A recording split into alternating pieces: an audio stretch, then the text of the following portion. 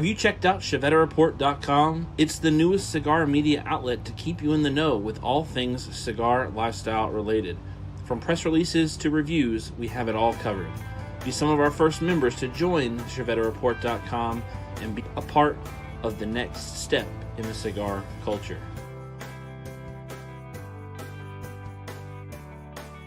ChevetteReport.com.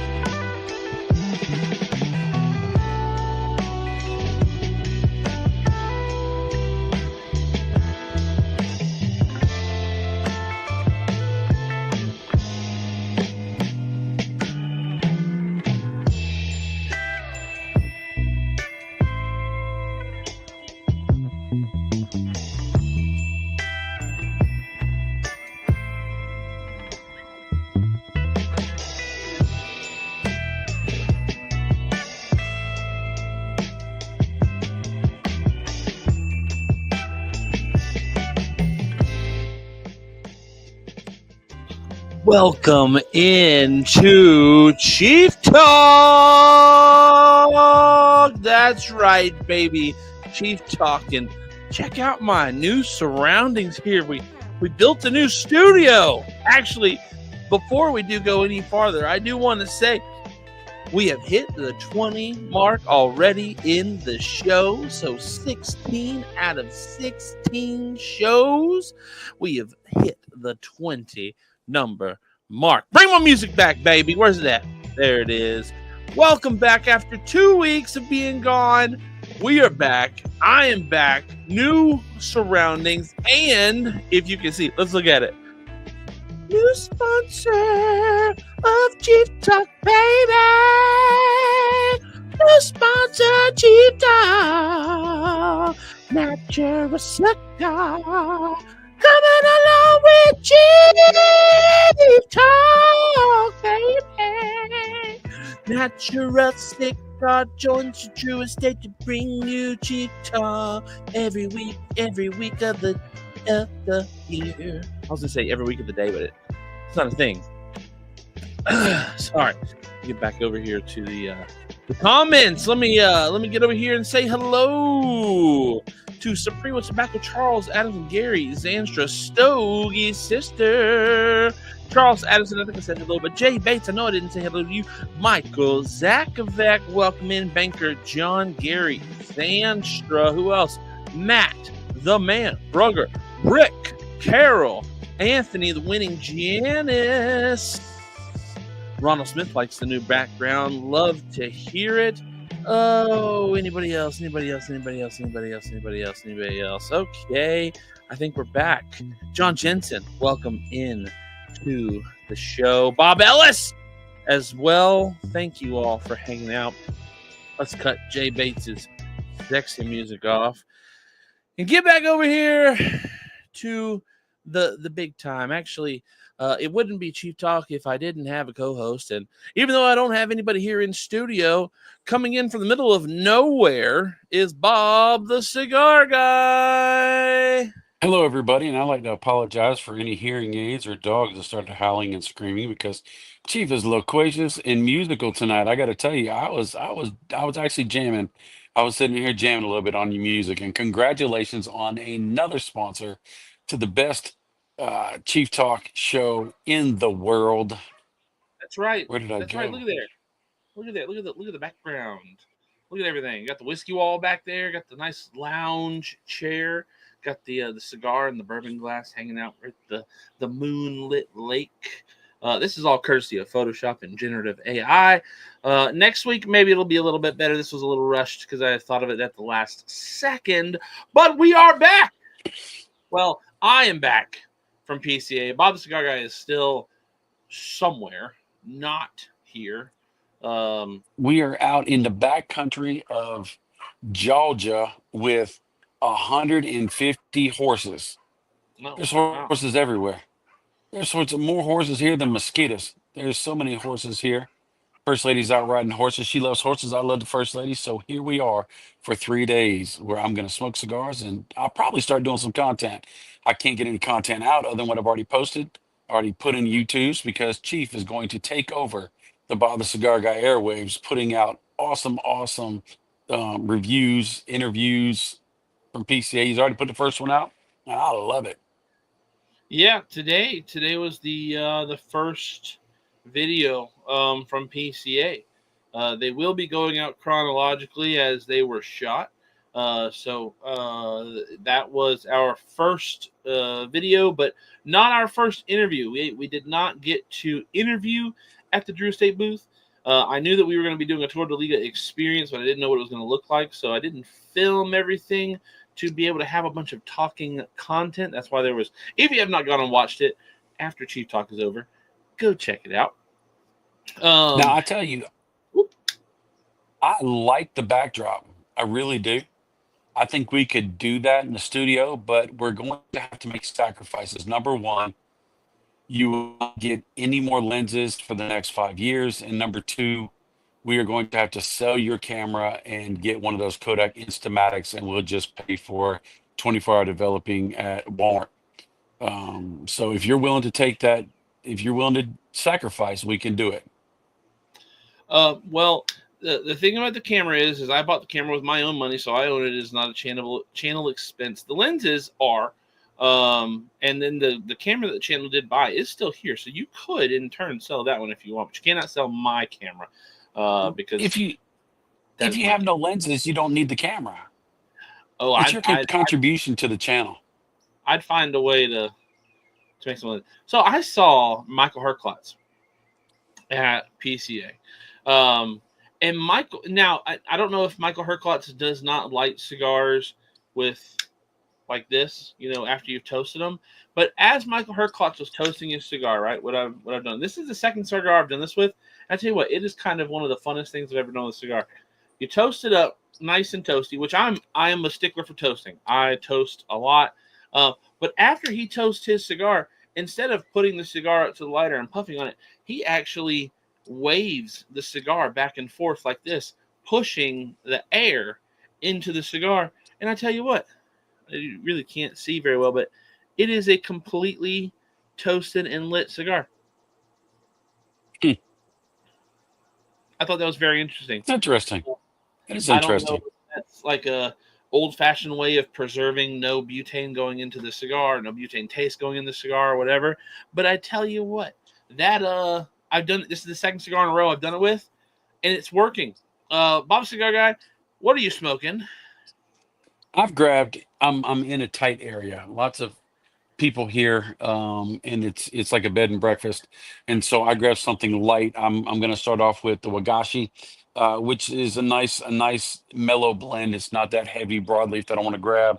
And then if I have time, if the connection stays, I grabbed an acid toast. And it's got that Georgia peach sweet tea flavor to it as well. So I think that's going to put a nice aromatic. I don't want to make my neighbors mad. I mean, we got 2 more days, so I really don't want to upset anybody. So I'm trying to be kind. And that whole thing of shaking your cigar, I would not recommend it if you're lighting on a subway train in New York City. You Yeah, probably knock into somebody. probably not a good idea to do that. But I saw him doing it as I was walking up to talk to him because I got a chance to talk to him a little bit and actually confirmed that he wants to come on the show. So we'll have Michael Herklot. I'm going to reach out to him here soon. I'm not going to reach out to anybody at all until I'm done with the editing of my videos. But that does not mean that we won't have a guest because next week, and I'm so sad I don't have a graphic for it yet. We are going to have Tim Swanson from Slacker. Cigar Daily on the show. Actually, next Thursday is going to be a very busy day because Drew Estate Terrible, our boy Will McFall, is going to have a cigar event right down the road from your house here, and Pedro Gomez is going to be at the event. So we are. I know I am going to be showing up at that event, but I've also got to be there just long enough to be able to get back over here long enough to be on the stream before Tim gets on, so that we can talk if we need to talk before the stream gets started. Also, make sure everything's connected and fine and happy and whatnot. Um, so yeah. Next Thursday is going to be busy. There will be a graphic that goes up in between now and next week, and hopefully he shoots it out as well. So a bunch of people from his YouTube come over and watch and participate and have fun in the stream as well. If not, I'm sure you guys are going to show up and show out because we are sitting at 24 people right now, and I'm sure we'll hit that 30 mark. I don't even know where my I'm going paper to is. call it and say that you're going to have at least 50 concurrent viewers next week. That would be very nice. I hope so. If it was a Tim Swanson show, though, we'd have like 1,000 people on, and that would be insane. That would break records. We've had a few hundred on at one time before, but never 4 digits. So we'll see if we can get that popping.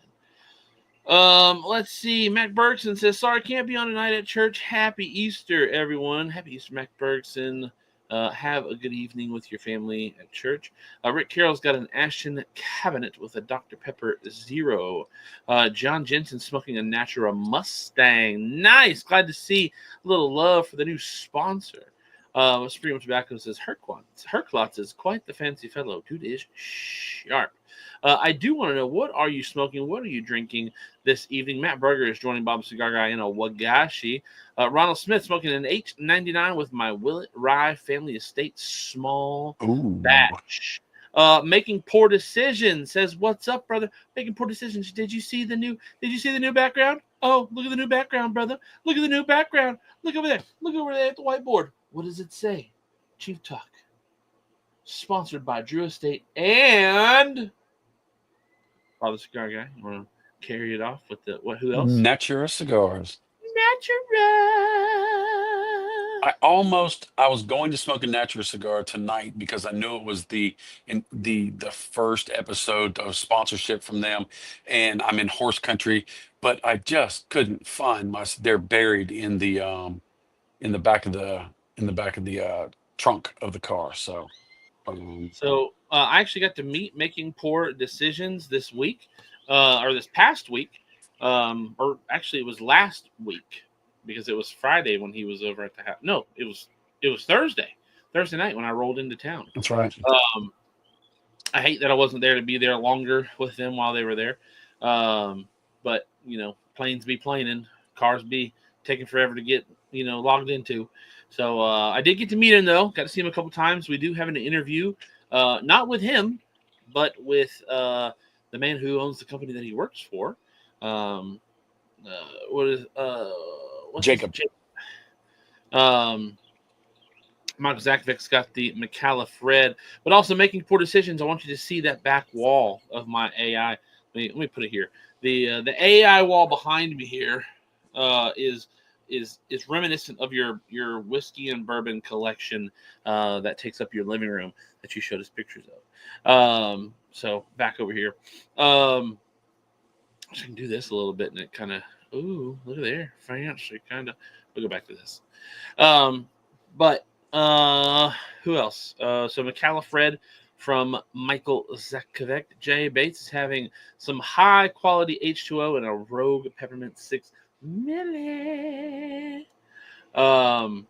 See a lot of them Blanton bottles. That's about the only way I'm ever going to find that many of them. So we are back from PCA. Bob the Cigar Guy. Initial 60-second reaction to PCA. Busy, huge. Needed more ashtrays, needed more garbage cans, but traffic signs hanging up in the air. using the PCA app where it actually will say find my location. You can put in where you want to go. You put in, they say what booth you're around, you put it in, and it gives you directions to get there. It's actually just a straight line, but you can kind of see where you're starting and ending. Fantastic upgrades and updates. Rabbit Air kept the outside of the lobby. They must have had what 20, 30 Rabbit Airs all over the place at each stanchion, and it kept it nice and light. There was no smokiness in it at all.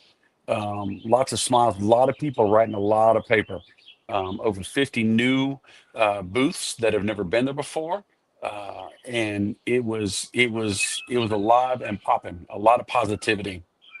I will say I agree. My 60 seconds is very, very, very, very populated. Probably the most populated PCA that we've been to. This is our third PCA. And maybe it wasn't the most populated, but it very much felt like it. I think Six what kind of thousand people. I think what lent to the feeling of so many people was how narrow the trade show floor was, but how long the trade show floor was. So you had the one main thoroughfare right down the middle of the show, and if you were walking that, I mean, it was just hordes of people for as far as the eye could see. I mean, it almost got to the part where the earth started to turn. It was that far away. um, and then it was kind of cool how, I don't know how many people noticed it, but Justin Hunter, my boy, welcome into the show this evening. um, there, so the actual convention center is under two bridges, and the bridges actually have the pylons that hold up the bridge coming down into the trade show. I thought that was pretty insane, pretty neat.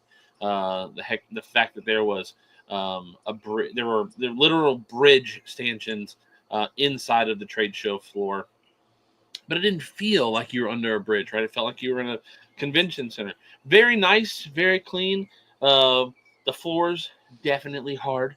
Even it was funny. I talked to some of the people at the Drew Estate booth. They were like, "Man, I feel like this padded carpet floor doesn't do anything for the feet." And I'm like, "Dog, go walk the trade show floor for a couple hours in between booths, and you'll realize how nice it is to stop in at one of these booths." Because the Drew Estate booth, along with many other booths, have very nice carpeted floors. Now, some of them have, like, Bless say, you. hardwood. Some of them have just regular carpet, that's on the trade show floor. But some of those booths have nice foam underneath the carpet. Drew Estate being one of them, and it was so nice. It was so nice to get a little reprieve there. I'm a I hater want of Crocs, but I tell you what, maybe I get some Bob the Cigar Guy sponsored Crocs next year for PCA.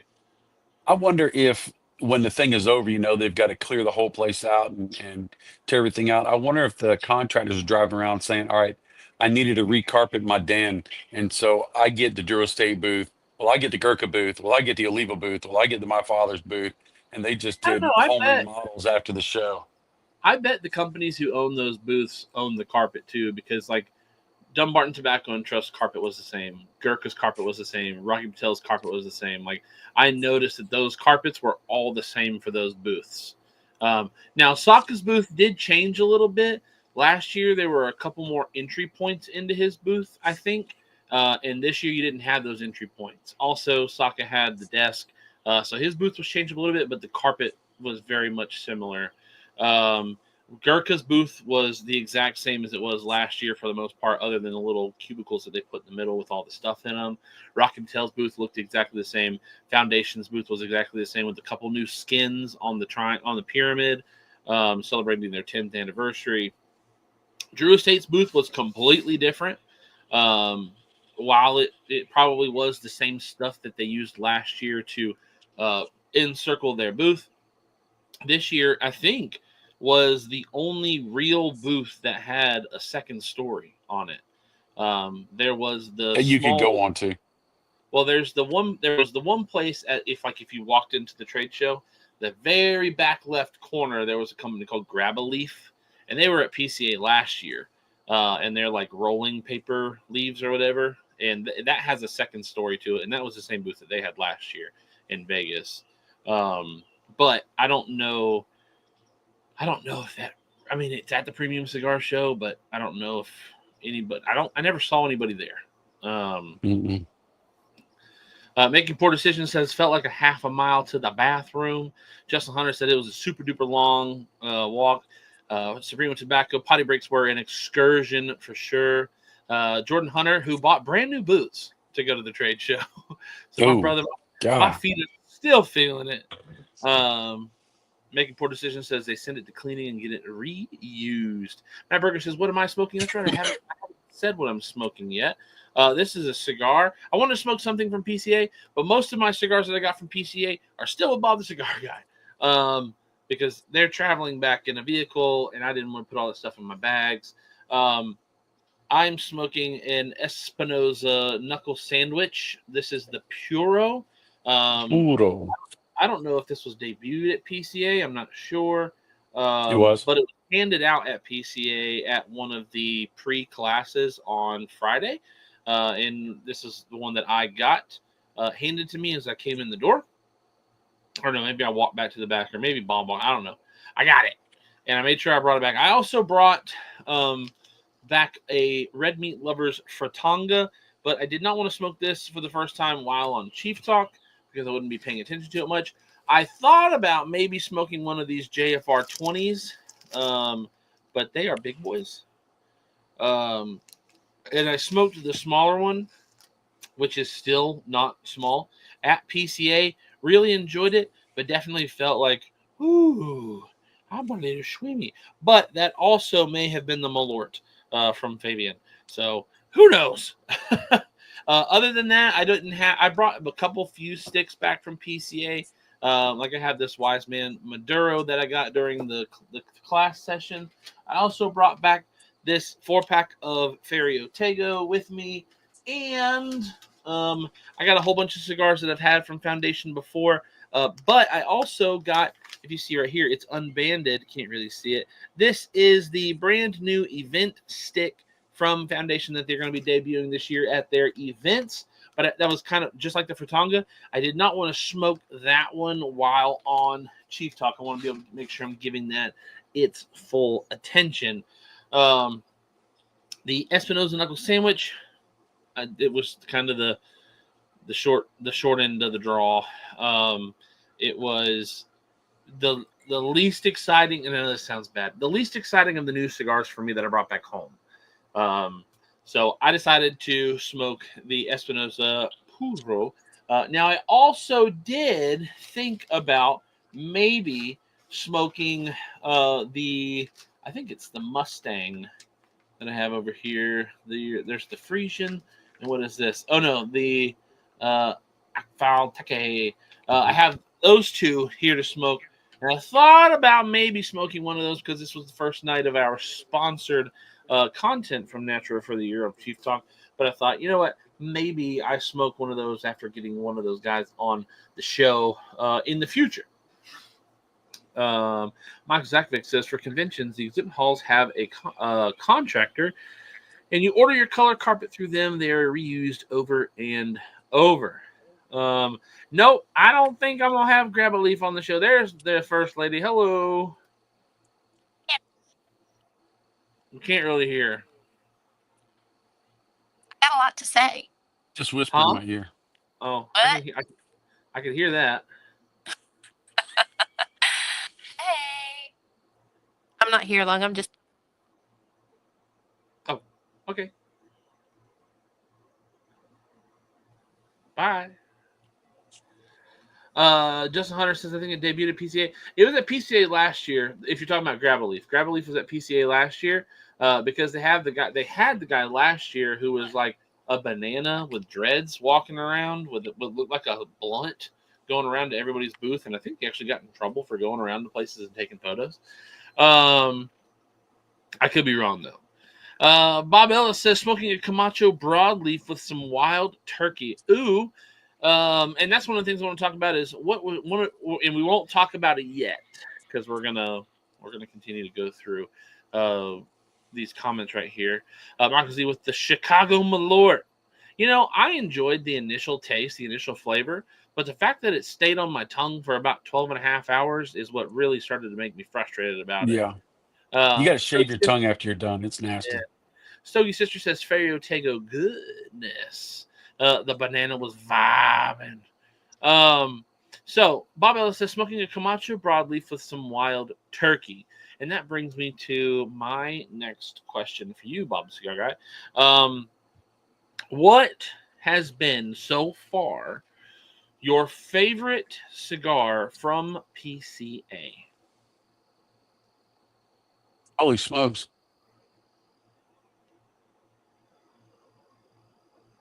I'll have to answer that in a minute because I'm going to have to think about that for a second. Okay, well, it's a Um, little easier for me to answer. So keep thinking on it. So as someone, and I think I know yours. I think it's Mexican San Andreas, um, because of how much you talked good about it. And I don't think I heard you talk as good about it as good as other cigars as you did as that one. Maybe I'm wrong, but it was a Mexican San Andreas cigar. Um, so I carrying the camera around, I really didn't have the hands to have a cigar, carry stuff around.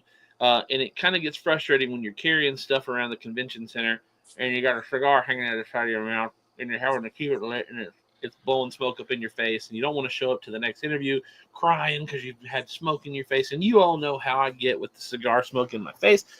It happens here on Chief Talk almost weekly. Um, but so that means that I don't smoke a lot while on the trade show floor. I actually think this is probably the least amount of smoking I've done at a PCA. Maybe tied for least amount with first year. I don't think I smoked a lot first year either, because of kind of sort of the same problem. Um, but I did get to go to one after party on Sunday night. I got to go with my boys from the Deadleaf Breakfast Club, all of them except for one. Um, and we went to the Camacho after party, and it was a whole lot of fun. As you all know, uh, Tom, formerly of Drew Estate, went to Zeno Davidoff Avo Camacho this year. And joined our boy, the Republic of Debauchery, Law Ream, who has been here in studio, and our boy, formerly of Drew Estate as well, Jack the Man Hire, the mayor of Dallas himself. Um, and so it was like a family reunion, so to say, for a lot of us being there with those guys. At least for me, Bob the Cigar Guy did not get to go to the party because he was busy working. He was doing his PCA after dark. But we went Supremo Tobacco, Photos de Puros, and myself. Those are and Justin the Owl Hunter was also there. He was shooting it with his camera. Can't wait to see some of those photos because I know we were doing some funny things in some of those photos you took of us. But to go, I got to smoke for the first time the Camacho Broadleaf. Really good cigar, but a little underwhelming. I was really more enjoying the company than I was the cigar. But I will say, I had the Camacho Triple Maduro for the first time, and man, oh man, I was hoping that it was going to be a cigar that was like, okay, this is the cigar to end cigar, of the night, because it's a triple Maduro. It's going to smoke me into the bus. I'm going to feel sick. I'm not going to smoke anything anymore, and then I'll be able to go home after this, 10:30 shenanigans fun. No way, man. I smoked the Gordo first, and then I smoked the Toro, and holy crap, that was a really good cigar. Now, Bob Cigar Guy, I have talked for like 3 minutes. I've given you enough time to think about. I've also kind of hinted to all you. right. We have gotten to 29 people 2 times. We've not hit 30 yet. We are close. We are close, people. Now, the Mexican San Andreas, I think you're talking about is the Frisian, but I won't. I, I've had that before. Nope. There was another Mexican San Andreas I enjoyed that I can't remember the name of off the top of my head. What's the name of it? It's just called the San Andreas from Pastani. No, that was an amazing cigar. That's true. That was in my top. That's going to be in my top 20 of this year. I couldn't remember the name, and I didn't want to say the wrong name. But that cigar, and I'm not a Paustani guy. I don't much usually care for. Their blends are good, but they're just not my blends. But I also smoked the 10th anniversary Dumbarton Tobacco and Trust.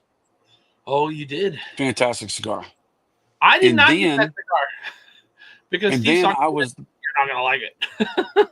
you'd like it. You would. And then I got to smoke something that a guy who was not at the show as a purveyor, gave me a cigar, which is a 30. not yet released blend. And it was a cigar that I've never had that much Oh yeah, I know what you're talking about. botanicals in it, that much floral, like jasmine, like roses, like the smells into a flavor. It was that joker amazed me. I actually smoked it. And I think I told what it was on one of the PC After Darks. And it You're talking was about the that Sans joker Patel was. release, right? Hmm? You're talking about the Say it Sans again. Patel? Yes, the one from Sanj. Yeah. And it was just kind of a put it in my hand, say, give it a try and tell me what you think. I think It it's blew kind me of away. it wasn't debuted at PCA. That's kind of cheaty. Well, that's why I said the Pastani, which I forgot the name of, and I said the Saka 10th anniversary. I wasn't even going to say it was Sanj Patel's. I was just going to say that I had an amazing cigar. But Chief always drops the clues before I get a chance to release it when I want to release it. He's so bad at that.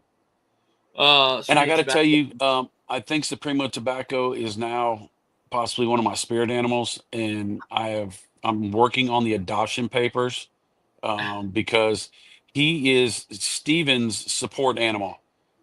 It kept Steven so cool and so mellow and so giggly the whole time. Riding back in the car, they sit in the front seat, I sit in the back, and they're just giggling and having a great time. And it was neat to actually see them get to hang out and have such a great time. I didn't even want to encroach on their time because they were genuinely having a great time together, catching up. And I wish he'd moved to South Carolina. I really do, because he's awesome. And he knows how to make lumpia, so it's a double win. Jeremy Fincher says, "What did you think of the DTT booth? Are the new releases worth the hype?" By the way, big fan, Jeremy Fincher. Glad to have you here, brother. What did I think of the DTT booth? I was not a fan of Sokka at a desk, um, but it for me it just made it feel a little less Sokka-y. Sokka is somebody who loves to engage in conversation. He loves to engage in camaraderie. He loves to engage in interviews and things like that. He even said, "Look, if you want me on the show, just send me anytime. Send me an email. Tell me what time you want me on, and if I got it, I'll be there." So I'm not gonna rape Sokka in that respect, but I'm gonna have Sokka on again this year. We didn't have him on last year, but we did have his wife and Yvonne on. So this year, Sokka's gonna get an invite to come on the show for sure.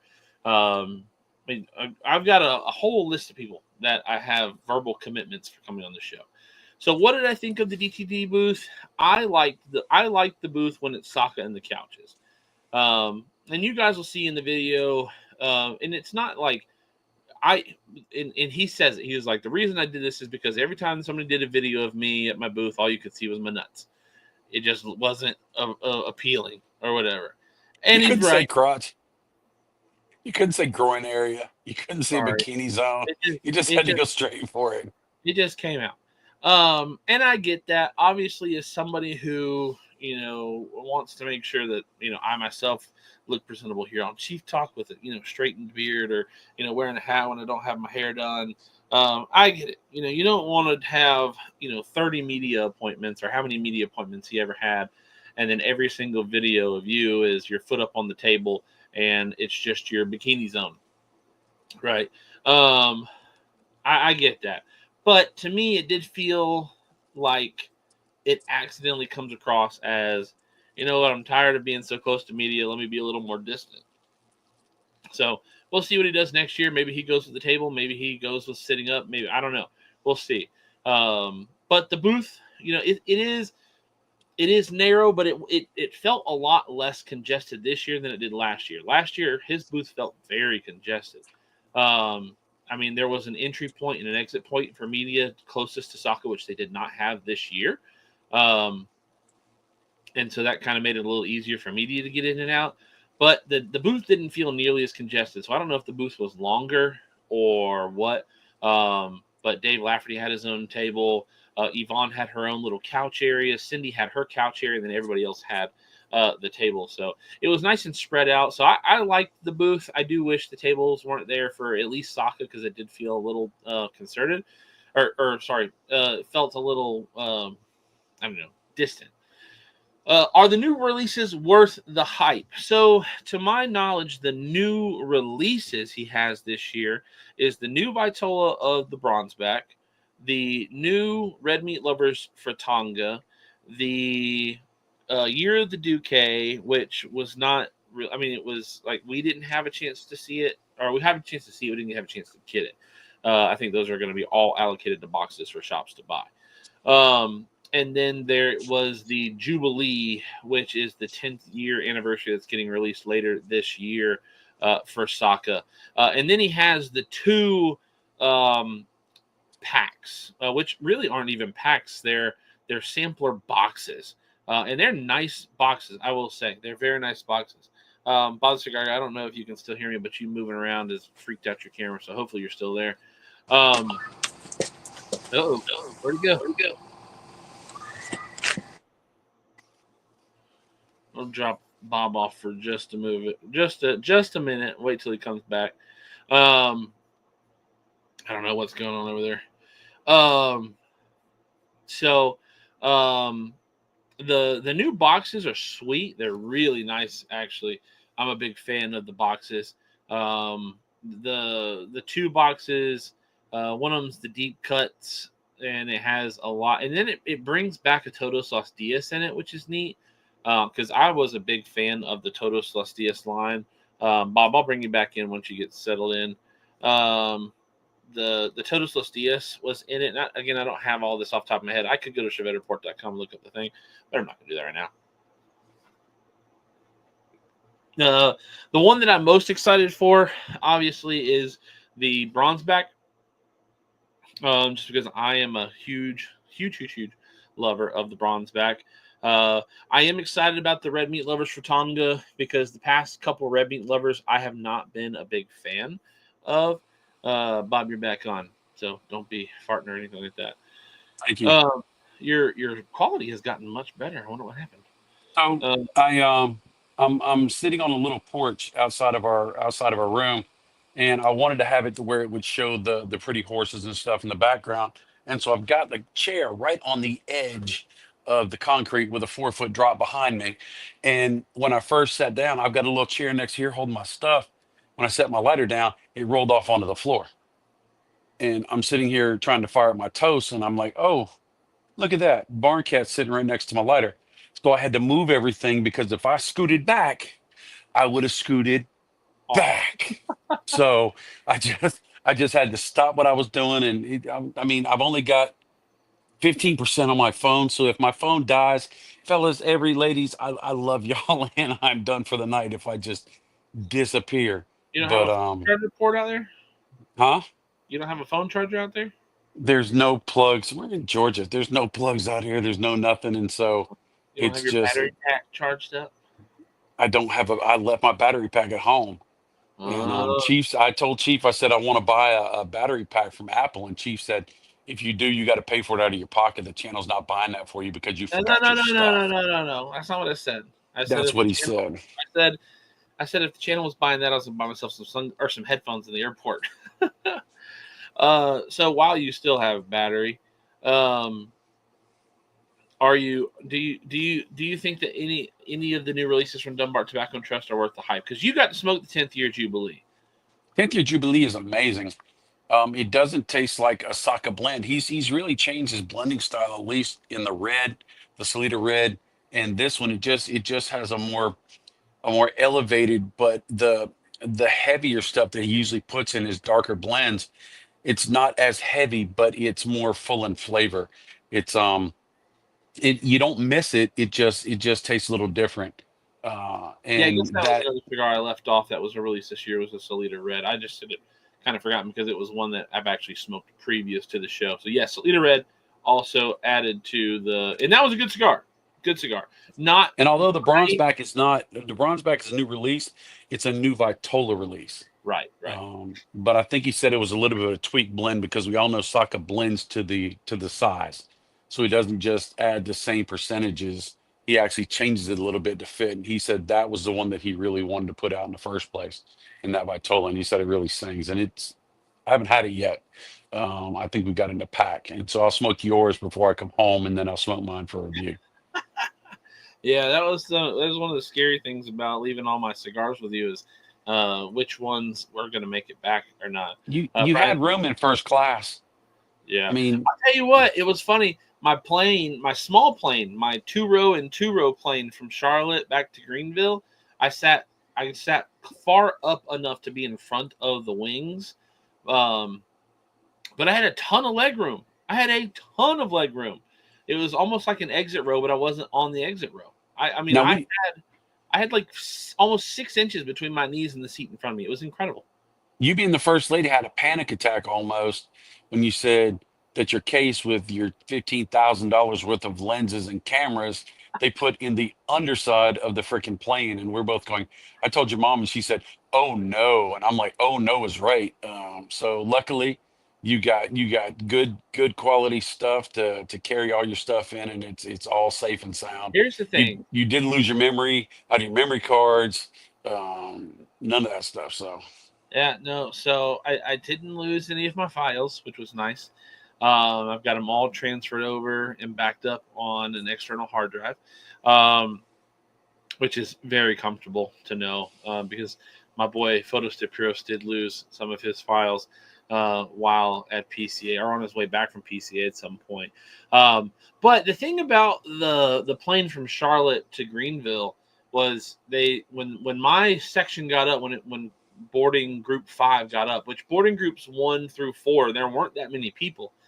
But when boarding group 5 got up, they were like, "All right, all of your bags have to be tagged in the gantry and they have to be put up onto the plane." I was like, "Okay, this is a normal thing.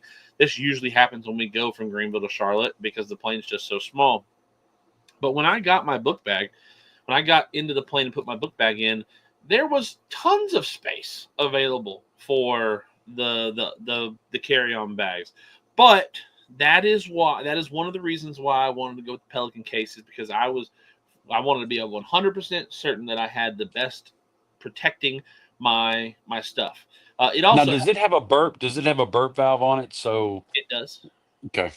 It does. But I didn't even have to do anything with the burp valve. Like we only got up to 10,000 feet, so I don't know if you really get to a point where it's that high because that plane, literally the flight from Charlotte to Greenville, you're in the air for 20 minutes. That's it. Now that you've done both for Bob the Cigar Guy channel, would you prefer to fly by yourself or fly with your loving father?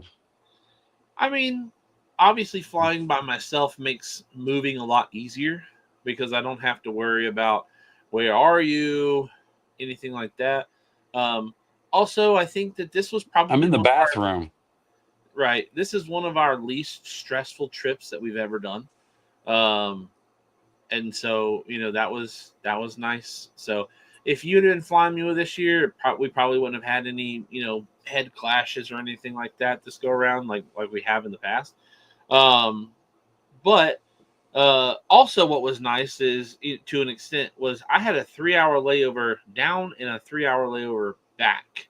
Actually, my 3-hour layover on the way back got cut to a 2-hour layover because as we were pulling out of the New Orleans airport, a dude stood up, passed out, and started having a seizure on the plane. So they had to get us back to the gates, dock us, lock us in, and then EMS had to come and escort the dude off the plane. Luckily, we had a nurse on our plane. That was the first time I've heard the call. Do we have any nurses or doctors on board? Please come to the aisleway to such and such row or whatever. And that was intense because it was like, holy crap, this is for real. Like they need a doctor on this plane, and we fortunately did have one nurse on the plane, and she was moving people around and getting bags of ice and water, and she was fanning things, and it was they brought out the emergency kit or whatever. So I don't know what happened to him. I don't know what the whole deal was with this dude, but I'm glad that we had not taken off yet. One, because we would have had to have done an immediate turnaround or landed another airport, right? I'm glad that we were down on the ground still to get this guy off, to get him medical attention, make sure he's okay. Hopefully, everything was okay with him. When we were in the air, they did come over the speaker and say, "There's an update on the guy. He made it out of the airport and he's being taken to a medical center to be checked out. As we know, he is okay." Let's see. Stogie Sister says, "Can't wait to try the Year of the Duque." Supreme Tobacco says the same. Matt Berger says he ordered some today. Supreme Tobacco, told myself I wouldn't buy any more cigars, but I couldn't help myself. Had to do the same. Matt Berger with the "me too."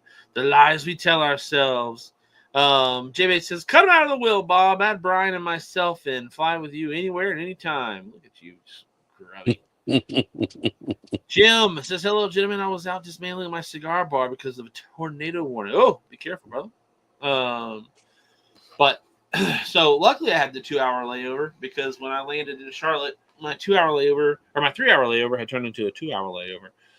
So that was kind of nice. I didn't have to wait in the airport nearly as long as I was going to, but it meant that I had to sit for an hour on the plane on the ground, which sucked because I did not have leg room on that flight.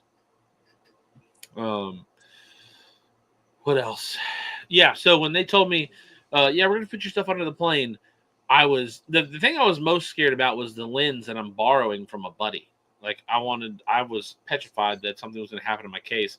Not to my 3 times as more expensive camera or same exact expensive lenses that are in there, but the lens that I don't own, that is my buddy's. If I had broken it, I would have to keep the broken one and buy him a brand new one. So luckily, everything made it out just fine and safe. And I can now trust Pelican with my gear, because it had all my stuff in it. It had my computer, had my camera, had 3 lenses in it, had all of my memory, all my backups in it. So, yeah, partially traumatized. Now, at PCA, there was 2 things that it seemed like everybody was talking about. One was kind of tongue in cheek, I can't believe they did it. And the other one was, 11th wonder of the world or whatever. So the one that was tongue in cheek that everybody was laughing about was the $25 million El Septimo egg humidor. Thing's huge. It's gaudy. What a joke. It's this and that. But then the one that everybody was just the greatest thing in cigar, I guess, media ever was the size of Chief's biceps. Jesus Lord. I'm like, you know what? Quit talking about his arms, because his head is getting bigger than his arms are. And it's just as by the last day, I don't think he breathed. He just kept swelling out. He just, it was just one of those Which way's the bathroom? It's that way. I mean, it was crazy. And then they look at me and they say, "Well, when are you going to get in the gym?" I said, "When are you going to shut up?" I did that. I'm not doing that no more. I've got him to move furniture, so I don't need that anymore. And It but was it was slightly uncomfortable. How many people were like, "Man, you've gotten yoked, you've gotten huge or whatever." Brian has started calling me Chief Cake. Yeah. But no, to go with what you're saying and to parrot what Brian is saying, El Septic's booth was DEAD. The most advertisement they got were their bags sitting next to the trash cans. I did think that was hilarious, the piles of bags that were next to trash cans from El Septimo. Their booth was dead. It was surprisingly, like last year, El Septimo's booth was pretty dead. But their booth was in between Rocky Patel and AJ Fernandez, 2 booths that had a pretty good amount of traffic in and out of it throughout the trade show. And the only time I walked past El Septimo and they had a bunch of people there was when the owner of El Septimo was talking about the eggs and having people, come look at the eggs and whatnot. The fact that he had the eggs there roped off in the middle of his booth with the skinniest little security guys I've ever seen in my life was the only reason that anybody wanted to come to his booth, was because they just wanted to see how you could waste $25 million in one fell swoop. And that's how you can do it. I thought about it. I thought I could take the security guard and you could take and run out with the egg, and Brian had just blocked the doors, and we could have made a clean getaway. They looked heavy. It was wood. Like, gold was on top of wood. Oh, well, It was a lattice of gold. well. I mean, it was still the stone. Like it was still stone, It was big too. I mean, big it was rock. good size. But I definitely, when I looked at the security guards, I was he should have spent at least $1 million of that 25 to hire some dudes who would at least look beefy enough next to the thing. Um, Now the Davidoff booth, of course, they had 60, 70 people working the Davidoff booth. The first right. day, everybody's wearing Xeno shirts, Well, it and was it was yellow everywhere. But they were busy the whole stinking time. Davidoff was cranking. no, the day they were wearing yellow was Sunday, the second day. That was the day they were all wearing Xeno shirts. Um, so that was the thing about the Davidoff booth is they had 4 different brands there. They're all owned by Davidoff, right? But it's Davidoff, Avo, Camacho, Xeno. And it was more Xeno Nicaragua than it was like Xeno Platinum, right? Which is the elevated brand of the Davidoff line, which is Xeno Platinum, supposed to be higher than Davidoff, right? But Xeno Nicaragua is Xeno, but it's not Xeno Platinum. It's not the Davidoff line. It's the Camacho or even lower equivalent because it is a more budget-friendly cigar. Not saying that it's bad by any means, and I don't say it's good because my boy Law and my boy Tom are repping the brand. It's a good cigar. It is one of the only cigars that I got to smoke completely at the show, from start to finish. It was one of the only cigars I got to smoke that way at the show, because we didn't have, or we had time after the Z. No, we didn't have time, but we had time to smoke the cigar. That's going to be one of the funniest, one of the most action-packed videos. I don't know if you're going to break it up into 4 separate videos or Yeah, I will. just pile it up. Those Yeah, Law did a fantastic job. I've already What's got the Bianca did a files. great job. Yeah, Alex did a great job, and Jack just killed it. I've already got the files separated completely in on my external hard drive, and we will have 25 interviews to debut. There is a chance where I also might take some footage out of every booth and do an overview video of just some things and sights of what we saw at PCA. We did not get around to doing the best things of PCA or most expensive things of PCA or whatever, what to come out of, because we're just so daggum tired from running around the show. When we finally had a break, we wanted to take our break. Our slowest mileage was over 5 miles Right. walking that floor, and I think 7.5 miles is our longest day. So we were hustling, we were humming. A lot of media did not put in as much time as we did. That's for sure. Brian talking about Septimo. If you throw enough darts at a board, you'll hit the bullseye eventually. That's response to Bob Ellis saying, surely El Septic makes at least one good cigar, but I haven't had it. Bob says, I think it's funny that I'd rather have a Camacho than the other brands. I'm the same. I've never been a big Davidoff fan. It's just never been a brand that's really sat with me that I've liked. But I'll tell you, that Camacho Triple Maduro, man, that's I have cigars from Davidoff, Avo, Camacho, Xeno. Actually, I don't know if we got any Davidoff cigars. Did we get any Davidoff cigars? I don't know if we got any this time. I don't know if we got any Davidoff cigars from the booth this year. I know we got the Avo. I know we got the Camacho. I know we got Xeno. But those are all with you. I didn't bring those back with me. The Avo cigar looked really good. I know you've had one. You smoked it right before the trade show. In Nicaragua, yeah. I've heard really good things about it at the trade show. One of the things I did want to talk about, and especially before your battery dies, I don't know how much battery you're at. 9. Okay. So they released, at the end of the show, they released the Best in Show Awards at PCA.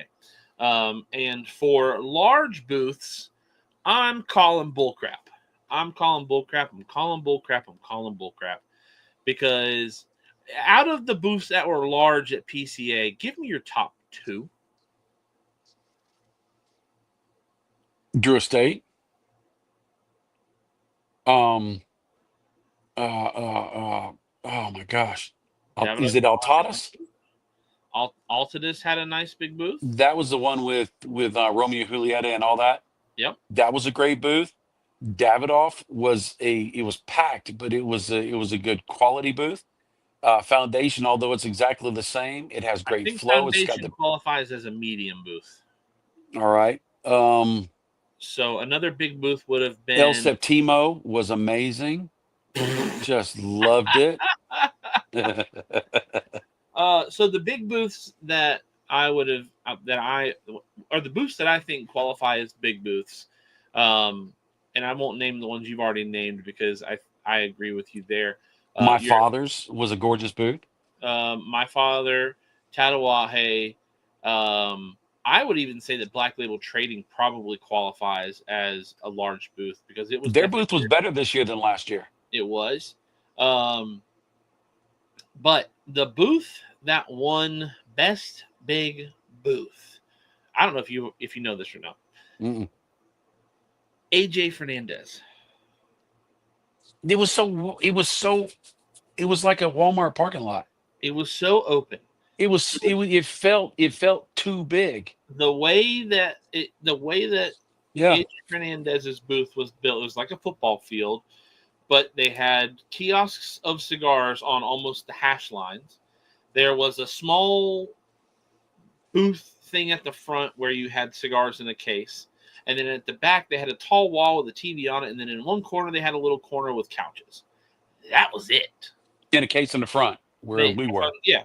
So you have a white and red carpet. And that was it. It was probably Minimalist. the least impressive big booth. It was a very minimalist booth. For me. I think AJ Fernandez's booth got the sympathy vote because of the fire and all of that stuff. Now, medium booth, 100% agree with the winner, and that was Mayflower. Did you see Mayflower's booth? I did. It looked like a boat. An awesome booth. It looked like a literal pirate ship. Had the ropes hanging down, the little like climbing ropes hanging down from the roof on one side. Had the big pirate steering wheel. Had the mast in the middle. Had the stuff on the side. And then small booth, I did not stop and look at Crux to see what their small booth looked like. I did not either. But I don't know what also classifies as a small booth. We visited a couple small booths. Natura probably qualifies as a small booth. Guri Cigars probably qualifies as a small booth. Artesano del Tobacco probably qualifies as a small booth. Roma. Yeah, Roma Craft. Well, we didn't go to Roma. We went to Pausania. They're definitely a small booth. Apostate. Yeah, well, we didn't interview Apostate. We stopped and talked to them, but they were definitely a small booth. Stolen Throne, small booth. So we didn't stop by Crux I did not stop by Crux to see what their booth looked like. You couldn't see them all. I tried. Aventura is a small booth. Also, Black Line is a small booth. And there were over 50 new people that have never been to a PCA before set up a booth this year. Is that my boy Chico Ray? Can we talk about the jumpsuits? Oh, talking about oh my gosh. Kiki Momo. Yeah, Kiki Momo. He rode on the plane home with you because he posted the comment for a nurse to come onto the plane. Okay. There were a lot of people on my plane. I got to meet Miyagi from Blackbird Cigars.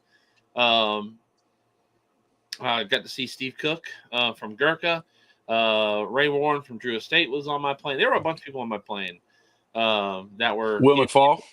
No, he was on a different plane. He flew to Atlanta. He didn't fly to Charlotte. Matt Brugger says Crux is actually local to me. The owner has a lounge up the street from me. Nice. Yeah, I didn't get to see their booth, but I saw they won small booth. Chico, it was great to see you, brother. I'm glad I got to see you, and I'm glad you were there, and I'm glad I got to get you a handful of stickers, my brother. I actually put your stickers that you gave me on our lounge refrigerator this evening. I saw the guys at Blackbird. I was invited by Tyler Caldwell to go over to their booth if I had time. But again, the only day that we really had a lot of time was on Monday. And then we tried to fill as much time on Monday with extra shots that we could. And then when we just had the time to rest, we either went and rested, or we went and networked. And this year was different for our channel. I've only got 7 on my battery, so I'm gonna talk just a little bit. I had, and I believe Chief had the same experience. Manufacturers would pull out of their booth and come grab us and talk to us about the channel and ask us if we could do an interview or ask us if we could do a review of their cigars. It is, and some of these were big manufacturers, and that I didn't even know they know our names. And they're like, "Hey, we love what you do. We love." I mean, it was a humbling experience, and it also was very encouraging because there's no such thing as an overnight success. But it seems like traction really took off this year for the channel. And I'm going to steal this time real quick and say that thanks to Chief reaching out to me while we're down here in Georgia and Louisiana and Alabama. He told me about a Camacho event that was being hosted by Jack Hire. It was a crab boil, uh, uh, crawfish boil. Crawfish boil. And so we got to go to, and I didn't know Luke Bryan smoked cigars. Luke Bryan has a cigar lounge. He has 2 of them. Yeah. And Luke Bryan Cigar Lounge, even though it's a gorgeous but very small humidor, is the largest Davidoff account other than the super major box stores. And it was an amazing experience. I got to hang out with Jack Hire for an hour and a half, 2 hours. Um, but the Luke Bryan, I forget what the name of the darn thing is right now. It's a Shore thing, Shore thing, and it was right next to the marina. Gorgeous place, gorgeous hangout. If you're ever down there, I highly recommend stopping in. They have a lot of Davidoff. They have a lot of Camacho. They've got some Avo, but then they've got some Dunbarton. No, they don't have Dumbarton. They have Drew Estate. They have Fuentes, the high dollar Fuentes. They have some Padrones and a couple others. But it was a very elevated experience, very polished experience. And of course, I had to buy a hat, and I had to buy Luke Bryan's Davidoff cigar, which is the only Davidoff cigar where the band has a little bit of camo in it. Jack Harris showed that to me. So I actually bought 2, Chief. So I got you one. That's cool. Um, And before you go, I do want to ask you, and maybe you can't answer because you want to be diplomatic. What was your favorite interview of the show? I think I know. Maybe you're not thinking of it. for me personally or for content? Personally. Man, that's hard because seeing Law and Tom and Jack all in that element and getting to talk shop with them, that was wonderful. I got to meet an Israeli company and they had to speak to a translator, which was really really cool. El Pulpo I am is not just looking forward Artesano to del editing Tobacco. that Artesano del Tobacco is amazing. I love those guys so much. video. Justin Billy. And then sitting there with Saka, you just gotta love sitting with Saka because Saka's just he's just a genuine friend of mine. I just enjoyed it. Drew Estate was great, but I didn't get to hang a lot of time with Drew Estate because they were extremely busy. It was more work than it was anything else. So I figured Black Label would be your favorite just because of how that impressed was you were walking away from our actual first time ever getting to deal with James Brown. that's true. I had so many great experiences. It's Yeah. really hard to just narrow down. I definitely want to say and pinpoint, like, I do feel like this was it really felt like a Bob the Cigar Guy media group coming out party at the PCA. I really feel like we were almost treated like legacy media at this show. It was really neat to have people just come up and say, hey, because like when we went over to Black Star Line, right? It's our first time ever doing with Black Star Line. Michael Zakvek, thank you so much for getting us the contact there. But when you walked up, they knew who you were immediately. We've never done anything with them. We've never reviewed their stuff. We've never reached out. I don't know if you're Facebook friends with any of them, but they knew who you were. You were like, I'm Bob the Cigar Guy. And they just laughed in your face and said, you don't have to introduce yourself. We know who you are. And then the one of the ladies who works for their company came up and said, oh, Bob the Cigar Guy, because it's on my tag. And I was like, yeah, you don't know who we are. She's like, I know who you are. She was dead serious. She looked me dead in my eyes and said, I know who you are. I know exactly who you are.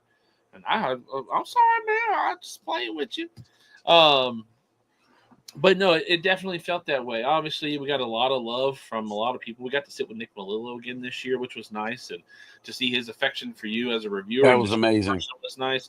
Jonathan Drew stopped us twice this year, which was really nice. As we were walking out of the trade show, he was the last person we saw, other than our boys at the trade show. He was the last person who talked to us, dapped us up, and wished us well on our endeavors. That was really. I mean, he chased us down. So that was really nice. This was this was our second time doing Blackbird. Not Blackbird, sorry, Black Label Trading. We didn't do them last year. We did them the first year. And honestly, after the first year, we kind of felt like we were kind of put off, and maybe we weren't on their list of importancies. But I tell you what, talking to Derek, who is co-running the company with James, he came up and just shook your hand with this big old smile on his face and said, "Thank you so much for the reviews that you're doing for us, because you're one of the only people doing the reviews when we send out the cigars. You're one of the only people who are putting out the content, and we love it." I didn't It's know that. fantastic. Um, I'll have and to keep putting it out. right, we got to keep stoking that fire. Aventura was great too. Now, I mean, they're No, always absolutely no. But they're always great. Nicole, Marcel, Henderson, they're always great to us. They're so fun to talk to. They're so great to be around. But you and James Brown kicked it for like a 15-minute interview or something like it was that. great. He We saw talked your about music and we he saw talked your about shoes, and he shoes. was like, "God, I haven't seen those since the Paleolithic age." Um, but that was kind of funny how that started off, and it's funny because James Brown is a shoe head. Like, he's a sneaker head. Like, he is a Is he fan. really? Yeah, oh yeah, yeah. That's like the shoe head in the industry. You've got James Brown, and then you've got below them Eli, Will, and Rayford. Um, but no, he's big in the shoe game for sure. I know you're probably really low on battery. I know you would rather sign off before being kicked off. So I will let you go ahead and sign off and go charge your phone. I'm going to continue to run the show. So if you want to pop back on YouTube and just comment in the comments with everybody, or if you just want to go to bed or hang out with mom, whatever you want to do, whatever. But I'm going to give you your last few seconds, and then I'm going to continue running the show. Thank you. Thank you, everybody out there watching. We wouldn't get these opportunities if it wasn't for you watching. Now, I'm gonna ask a favor. If you'll start watching all the reviews Chief drops and maybe go back and even click on a couple of the PC After Darks, I'd greatly appreciate it. I would. It just would be fantastic to get those good numbers going so that we can make sure that we get sponsors to be able to come and do next year's show. It really was a different show. The first lady came with her friend Tracy, and they went all through New Orleans and brought home some great food that we could sit around and eat. We had our first Airbnb. Chief will probably talk about that. Supremo Tobacco was an amazing house guest. He's family now. Until he files a restraining order, we're family. That's the fact. And it was an amazing event. The PCA pre-party at the park across the street was fantastic. It was an elevated PCA. PCA pivoted last year, and they did a lot of new things that really added to. I was really impressed with what they did, and I was really blessed to get so many people come up and talk to us and talk about Chief and how they appreciated what we do, and that we vibe with them, and they believe in our honesty, and they believe in who we are, and that's fantastic. And the fact that I get to take this time to go spend with the first lady while she's riding horses for the next 3 days, and then Easter we're going to be back home. And because it's usually the first lady does all the cooking and all the other stuff, well, this year it's all the kids. They're just going to show up at our house and prepare everything. We're just going to show up and eat. I love it. I think we should do this from now on. It's the Um, worst. it's fantastic. I love it. So I love y'all. Thank you so much. I'm sorry my battery is down to 3%, but I will leave you in good hands with the Chief. And please, please, please watch and share all the PCA content. The first one was a banger, and Steven's going to get even better with every last one. I believe that. So I'll see y'all later. I love you. Love you too, Chief. Bye. Love you. Oh, Take it easy. oh, there it is. There it is. Bye bye. I'm still here. Do want to come back over here and share the fact that we have a new sponsor on Chief Talk. That's right. If you look over here on the whiteboard, Drew Estate still sponsoring Chief Talk, making sure that we have Chief Talk to bring you every single year. But we are also bringing. Let me point my little finger. Natura Cigars. Welcome into Natura Cigars to the YouTube channel. Making poor decisions. This guy right here who left just a little while ago, he actually works for Natura Cigars. So, it's awesome that we have somebody who represents their company who watches every single week. But for those of you who have joined since the announcement earlier, we do have two sponsors here on the show again. Now, back over here, let's do that one. Let's come up here and see what Chico's last comment was.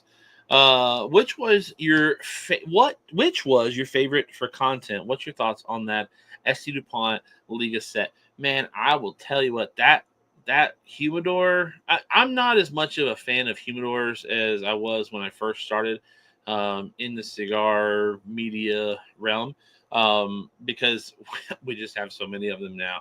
But that is a dope humidor. It is a beautiful humidor. I love the Liga humidor, but that cutter lighter, man, I think it is awesome that the cutter turns into a cigar stand, kind of sort of like this.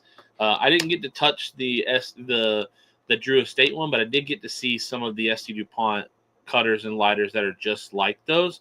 I tell you what, that is heavy, high quality. Obviously ST DuPont. I think it's dope. I tried to feature it as much as I could on the video that I posted today from Drew Estate.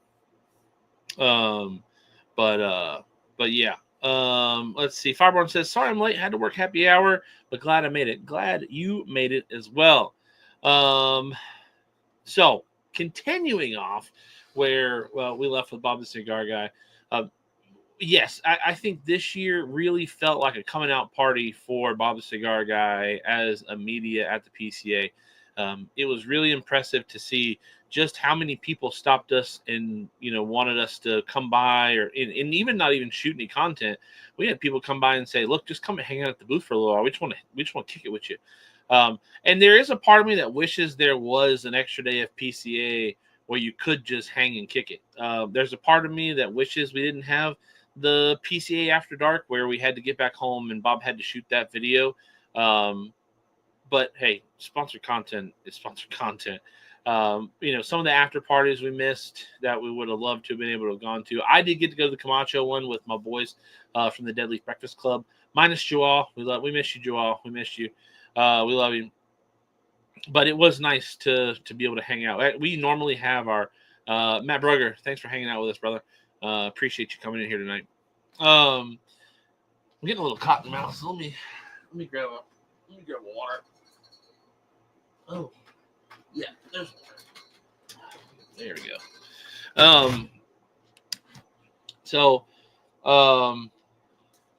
We didn't, the Deadleaf Breakfast Club, which we talk about a lot here on the show, is the photography group that I'm a part of. But it's also a group of really good friends now, and it's not just a group of friends for me; it's a group of friends for my dad, and also somewhat my mom now. And we have a couple of them who come on to Chief Talk every single week. We've had two of them on here tonight. Screaming Tobacco, congratulations, has actually gotten one of the admin wrenches. So with the nice blue name, so he can monitor the comments if need be. But Photos de Puros comes in the chat every once in a while. Justin Hunter was in here earlier. Those are guys that have become friends of Chief Talk and friends of you guys here in the comments. So it was really nice to be able to hang out with them a lot. Obviously, like Bob said, Brian actually stayed with us at our house, so I had almost every waking moment with Brian, and it still wasn't enough. I needed more hours in the day to hang out with Brian. Really good friend, and a lot of stories forged for the both of us, and with the rest of the crew as well. Now, when it comes to my favorite experiences at PCA this year, obviously, Drew Estate is family for us. There is no bigger, and I hate to say this, but I don't hate to say it. I hate to say it in retrospect of being a part of the media, is Drew Estate. they have done the most for us since the inception of us being sponsored. They were our first sponsor. They're our longest running sponsor. They're our biggest sponsor. And being able to go and hang out with them and see all those guys and gals and just be treated like family when we walked over there is awesome. But this year we got treated like family at a lot of booths. Obviously, the Davidoff, Avo, Camacho, Zeno booth was big for us because we've got 3 really good friends who are over there, and hopefully more friends, out of their group to come in the future. But Jack Heyer, instrumental, and he's the reason that we got to PCA 3 years ago. He's the main reason for that. Law Ream has been a really good friend of ours. He's been somebody who has helped out Bob the Cigar Guy in a lot of his editing and shooting things. Tenny, he's been here to the studio. And Tom was instrumental in a lot of us for, our last couple years with doing stuff with Barnsmoker, with Drew Estate. So love getting to be able to see those guys. I loved that they had the Zeno bus in their booth serving coffee. I think it was like one of the hits of the show. Honestly, I think that booth should have probably won big booth of the show, but I almost wonder if they get disqualified for big booth because there were 4 companies there. So if it was based on just one company, I think Drew Estate should have had it because Drew Estate had a 2-story booth. Drew Estate had a full booth at all times. Even on the slow day of Monday, their booth was pumped full of people. And then they've got Eli spinning the tunes. They had a unlimited bar over there. They had the Tour de Liga experience, and then they had just the wonderfulest of people there. And not to say that other booths didn't have wonderful people, but obviously the connections that we have with people in that booth are super wonderful for us. I think and I know Bob the Cigar Guy didn't truly take the bait on it, but I do think the best interaction that we had with a new interaction for us was definitely probably Black Label, just because we actually got to sit down and interview. It was actually stand up and interview James Brown from Black Label Trading, and Dad and him just kicked it off. They had a great time talking back and forth to each other. It was really nice. All of our interviews were really good. I do feel bad for our Aladino interview. We got the youngest of the sisters of Aladino, and she seemed petrified the whole time. It is our shortest interview, but it was good. High quality. She did a great job, but it's definitely our shortest interview of the lot. Ronald Smith says, SD DuPont ladders sold separate from the humidor for $500 to $600 would be better. And then Ronald Smith says, I can get a dope cabinet humidor for $3K. I mean, obviously, nobody's twisting your arm to buy it. You don't have to buy it. I don't know. I mean, if I had the money to kick towards the, once in a lifetime humidor and cutter lighter combo and sticks, I'd do it just because it's a statement piece. It is a beautiful lighter. It is a beautiful cutter. I'm not sure how much the cutter and lighter would retail by themselves. I'm not sure, but they're Liga 10 branded. And the humidor is Liga 10 brand. It's a beautiful piece. If I had the money, I'd get it because it would be a statement piece. It would be something that sat right in the middle of my home lounge or my home humidor or whatever. If I had an office, it would sit right on my desk, because it is a beautiful, dope humidor for sure. Fireborn says, Chief, your Drew Estate synopsis was very neat. Looked like a great time. Thank you. It was a great time. It was a really great time, actually. When I got in contact with Drew Estate before the show, they told us that it was going to be a media walkthrough of the Tour de Liga. And I'm glad you brought that up because I did want to talk about the Tour de Liga experience a little bit. And just how my experience was about the whole entire thing. And I'm sure probably one of the first Drew's days back when Bob gets back, when he shoots it, will probably focus a lot on the Tour de Liga experience at PCA. But I will say it was super neat to smoke the Tabacchiatos of just the wrap relief of the Liga 9, the T52, and the H99. it was really cool to be able to just pinpoint the flavors that the wrappers impart on those cigars. I almost wanted to have a Tabacchiato and a Liga 9 or a T52 or an H99 at the same time to be able to say, holy crap, yeah, these are the flavors I'm getting out of just the wrapper leaf cigar, and this is the flavors I'm getting out of the cigar, and I can see where the nuances are in the full-fledged H99 or T52 or Liga 9. It was, I've always been a T52 over a Liga 9 guy just because I love the dried fruits flavor that you get out of the T52. And the Tabacchiato, I mean, it was almost like, man, I would almost want this as just a regular nothing but wrapper leaf cigar. I understand why it's not. I did start getting a little swimmy after just smoking the wrapper leaf on all three of the cigars, having to hold the camera and get as much content as I could. But when they told me that it was going to be the Liga, the Tour de Liga experience, I was like, crap, how do I shoot this? I could shoot this all in one and just, focus on Izzy or focus on Pedro or focus on Willie, but then I'd have to try to mic them up. I don't want to have to try to get in the way because we were also in our meeting. If you can see, there's a couple different people. There's a man and a woman. They are the ones who own and run Cigar Snob. So we got to meet them. That was really neat. But we got to do our media time with Cigar Snob, with Drew Estate. And I didn't want to take away from their experience either. So I didn't mic them up. I had the shotgun mic on my camera to pick up as much noise as I could. That's why I did have a little bit of Izzy talking. I had 2 times of Pedro talking, and I had 1 time of Willie Herrera talking. But I was really happy with how that video came out. I was hoping that I was going to get around 5-ish minutes of a video, and I did. The intro this year, Bob the Cigar Guy definitely emphasized the fact that he did not want to do the whole Drew Estate. So this year, he can't get made fun of for going Drew Estate. He just does the whole, just Drew Estate thing. So I was happy with the intro that I got out of this year. That is the intro that will play out of all the videos this year. I'm working on an outro video and some mid-roll stuff to play over top of. Tomorrow, the J.C. Newman interview will drop. I've already got it edited. I'm just working on an outro for the videos. But once I get the outro done, I will have the J.C. Newman ready to drop tomorrow. And then I think I'm going to try tomorrow. My wife, she doesn't have to, school is out tomorrow for whatever reason. I don't know why. Probably something to do with Easter, I imagine. But school is out tomorrow, so I should have the ability to get a couple more videos done. And then I should just be dropping videos until we're done.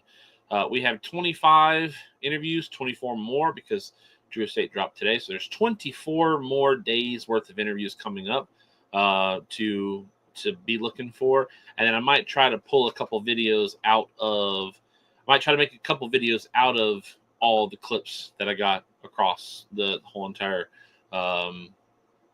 weekend of shooting. The last time I checked, I think I had over 200 gigs of footage from the show. So now, 2 of those interviews are 50 minutes long. Steve Saka is a 50-minute interview.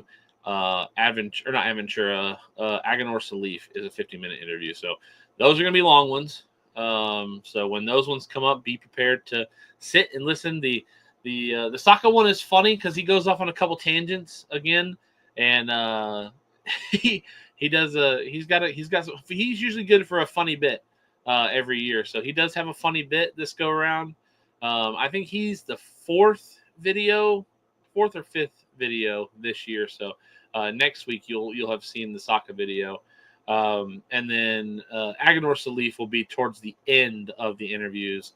Also, now that Bob the Cigar Guy is not on here, Chief did an interview this year, and Bob the Cigar Guy does not even know about it yet. So keep that on the down low. Wait, one of you guys are going to spoil it.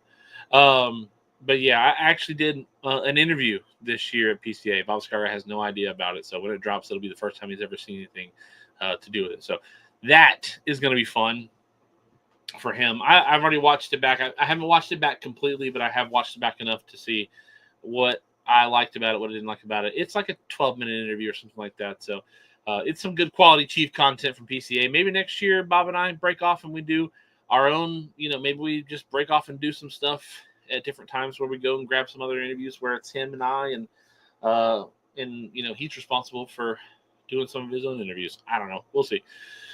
What else is there? No, it was a great time. It's my favorite show by far. Last year was a good show, but I liked year one better than I liked last year. But this year was my favorite by far. I felt like more people realized who we were when we came to their booth. Some of the interviews, it was our third time at their booth. Adventura, it was our third time. JC Newman, it was our third time. Dumbarton Tobacco and Trust, it was our third time. Drew Estate, our second year in a row with Drew Estate. But obviously we have a long standing running connection with Drew Estate. This was our second time with Black Label and Foundation Cigars, but we did not have either of those companies last year. But it was nice walking into those booths and being recognized. And then just walking around the trade show and having people come out and say, hey, Chief, or hey, Bob, and talking to us and saying, hey, we just want to hang out with you and you come by and smoke. Then we had a bunch of first-timers that were really cool. Obviously, Camacho, Avo, Davidoff, and Zeno, this was their first time back at a trade show in a long time.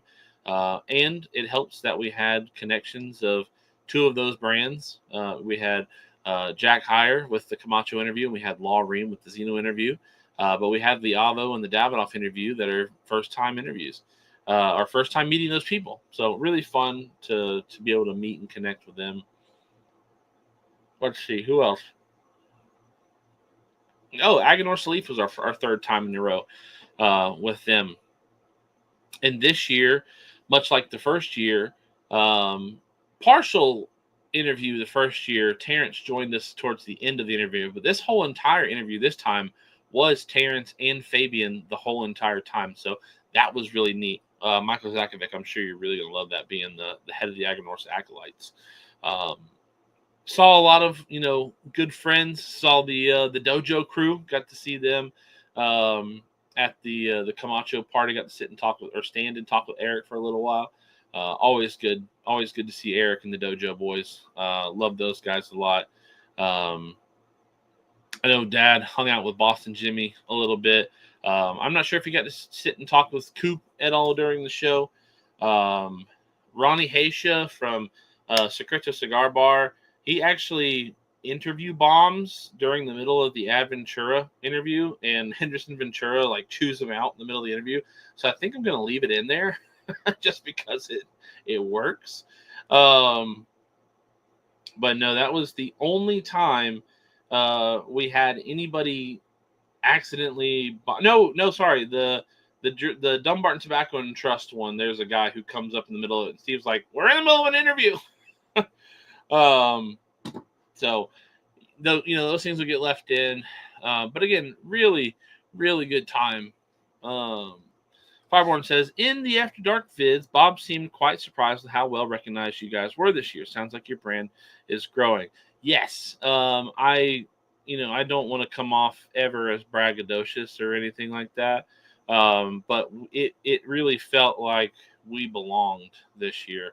I always have this feeling of, do I really belong in this realm of cigar reviewers or cigar media? Because there are such big brands out there like Dojo and Coop and Half Wheel, right? Cigar Snob, Cigar Aficionado, that cover the trade show and cover it in a much broader, Dojo, I think, had 5 guys within this year, and they're turning out content, just content over content over content. Half Wheel's already put out a whole bunch of stuff. Last time I saw, I think they had almost 30 companies that they had sat down and talked with and done. I would love to get to a point where we're also, turning out those numbers as well. But I think we're just going to have to continue to grow as a media group, and, maybe bring some people with us in the future to help, help us, go around and capture content. I don't know what that's going to look like in the future, but definitely something I think we see a need for in the future. I've also teased the idea of maybe crack cocaine to give us a little boost during the day. Not serious, YouTube. Please don't demonetize me for that.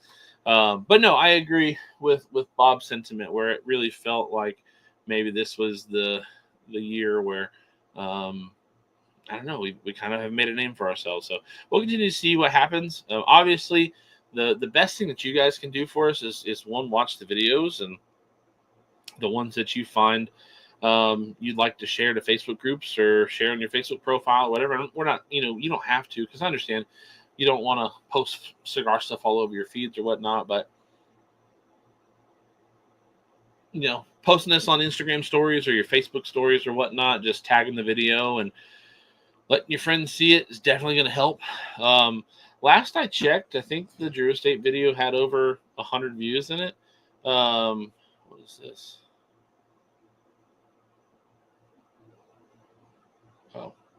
Oh, let me see. Let me come over. I'm gonna come over here and see how the video is doing right now. Let's see. Yeah, the video's tracking really well right now. It's at 159 views. So we're it's performing well for our videos right now. Hopefully it continues to track well and we can get it to go, and we'll see. I'm sure other videos will do better, other videos will do worse.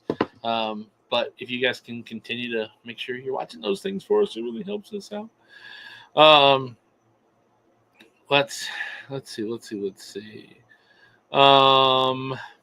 Charles Adamson says it was 4 of those wrapper leaf tobacconists at the Todos Dos in Arizona. My heart rate alarm went off from all of the nicotine. Let's see. You and Bob fill a great role as the everyman cigar smoker. I love you guys. Wish we were neighbors. Hey, that would be awesome. I wish I was neighbors with all you guys. Wish we had our own little commune and a big lounge right in the middle. It'd be awesome. Raul, welcome in. How are you doing this evening, my man? How are you doing indeed? But no, it was a great time. Saw a lot of people, shook a lot of hands, hugged a whole bunch of people as well. I got to hug some people that I've never hugged before. I got to hug Jonathan Drew. That was neat. I did not hug Nicholas Melillo or Steve Saka. Steve Saka sat in his chair the whole time, so I just shook his hand. But definitely had a really good time. Very busy. As soon as I landed, it was the initial meet and greet with my boy Supremo Tobacco and Fotos de Puros. Hung out with him a lot. Stayed up late with Brian till 4 a.m. to 4 a.m. on Friday morning, and then we went to sleep for 4 hours and woke up and hit the ground running. That was a lot of fun. I do wish, the one thing I wish I would have been able to do, would have been to go into the French Quarter and get some footage down there to integrate into the intro, or some reels or something like that. I really wish I would have had the time to have done that, but time just did not allot. It was, if we weren't working, we were resting, and we needed the rest, I'm sure. If we wouldn't have had the rest that we did have, I think it would have been murder ball. Found a really dope barbecue spot while we were there. So next year, that is definitely priority number 2. Priority number 1 is hug the boys. Priority number 2 is go get barbecue. Got the barbecue twice in a row, actually, and I feel like I still didn't get nearly as much as I wanted. But no, really great show, and I hope that it comes across in the videos. I hope that you guys will enjoy the interviews that are going to come out. Again, in the next few days, let's see, what are the interviews that come out today? I know JC Newman is tomorrow. I've already deleted the file off of my computer. Whoops, come back over here. So JC Newman, and then I think it's Adventura, and then after Adventura, it's Gurkha, I believe. So let's see. I don't have photos on my phone from Bob the Cigar Guy. I don't know if I have the. let's see, the last file update I sent to him. Let's see, where's that? Yeah, right there. So it'll be Jason Newman, Aventura, Gurka, Pastania, JRE, which is Aladino, then Dunbarton Tobacco and Trust and Black Star Line, followed by Foundation, then Zeno, Avo, Camacho, Davidoff, then the AJ Fernandez Tour. Then we have Natura Cigar. And after Natura Cigar, we added a group called Guri Cigars. Then we have Black Label Trading, West Tampa, and Stolen Throne. Then we added in Rabbit Air. We had one video will be Altadis, even though it was branched between 4 companies. And then Aganor Salif, the guys at Artisanal del Tobacco, and rounding out the end of the trade show was the interview that I got myself. Also in there, we got an interview with Placencia. We got Placencia in there. I've already clicked off the dang file. We got Placencia in there. Was there somebody else on the list of... yeah, we got Placencia and Artisanal del Tobacco off of that, and then one other group that I'm not telling you guys. It's just gonna be a surprise. Rahul says, I'll be looking forward to watching since we weren't able to make it this year. Would have loved to meet you in person and get one of those hugs. Absolutely, and I'll be on your guys' show here soon. So. With that, we're going to close out the show. Before I close out the show, I'm going to come back over here and show that Chief Talk is now not only sponsored by Drew Estate Cigars, but also Natura Cigars, making sure that Chief Talk is available for all of you to watch every single Thursday that we have a show. And the next time that we don't have a Thursday will be the 4th of July week. So we've got a couple months of uninterrupted shows. Also, next week, next Thursday, there will be a graphic going out soon. I might even get it out tomorrow. I'm not sure because I'm doing graphics for thumbnails. I'm doing graphics for mid-rolls. I'm doing editing all the videos. Hopefully, I can get a graphic out tomorrow for having Tim Swanson on from Cigars Daily next week. We're going to be talking about the influence of the next generation of cigar makers making waves in cigar culture. So I've got a lot of homework to do myself when it comes to that. But again, here in the dark basement lounge with the moonlit lake out beside the Chief Talk lounge here. I can't wait to see you all next week. Thank you all for hanging out with us again. We hit 30 concurrent viewers for the second week in a row. And now, how many shows in the year have we hit 30? 1, 2, plus 5 is 7, plus 2 is 9, plus 2 is 11. So 11 out of 16 shows now have hit the 30 plus concurrent viewers on the show. And we are 16 out of 16 for 20 plus concurrent viewers at one time. Also, big love to Raul Ramos, Melanie Vaughn, Jamie Vaughn, Jay Bates for the love button on Facebook, Nelson Jones, Keith Meinzer, Chairman Lie, Jack Heyer, Clay Murphy, Nick Jones, Scott Hammond, Justin Hunter, and 6 more hitting the like button over on Facebook. Thank you so much if you did share it. I appreciate the love. If you hit the like button over on Facebook, I am sure you did. I just can't see those numbers. I love you. And my boy Photos to Puros, again, talking about that DLBC love coming in here to show a little love at the end of the show. Thank you for hanging out with us. It was a great time. And again, JC Newman video goes up tomorrow. I'm super excited for you guys to see that video. I've already edited. I just got to finish with an outro on it. This year, there's going to be sponsored intro and sponsored outro just to button up both sides. So I love you all. Thank you all for hanging out with us. See you in, I'll probably see you in between now and next Thursday, but I'll definitely see you next Thursday. Bye-bye. Where's my links? Have you checked out ChevetteReport.com? It's the newest cigar media outlet to keep you in the know with all things cigar lifestyle related. From press releases to reviews, we have it all covered. Be some of our first members to join ChevetteReport.com and be a part of the next step in the cigar culture.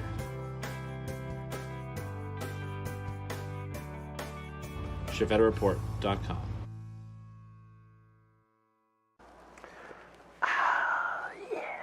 Time to relax.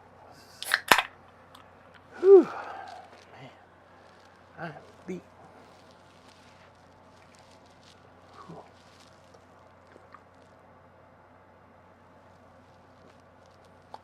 What are you doing? What are you doing here?